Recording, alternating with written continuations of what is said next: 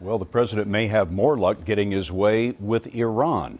In an opinion piece in the Washington Post today, the new Iranian president seemed to say that he was willing to scale back Iran's nuclear ambitions. Both he and Mr. Obama will be in New York next week for the UN General Assembly.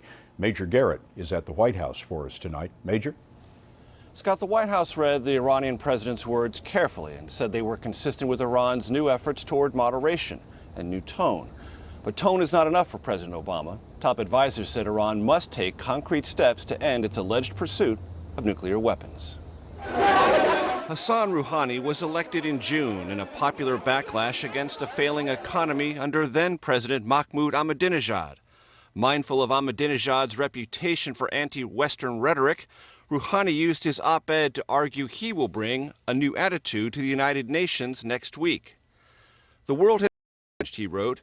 "Gone is the age of blood feuds. World leaders are expected to lead in turning threats into opportunities. The threat is an Iran with a nuclear weapon. To prevent that, the United Nations imposed tough economic sanctions that have cut Iran's oil revenues in half and triggered double-digit unemployment." The White House believes Rouhani's own words suggest Iran is seeking an economic lifeline. Rather than focusing on how to prevent things from getting worse, Rouhani wrote, "We need to think and talk about how to make things better." President Obama took the first diplomatic step, writing Rouhani a letter of congratulations after the Iranian election. Rouhani wrote back a short time later. The White House will now not rule out a face-to-face meeting next week at the United Nations.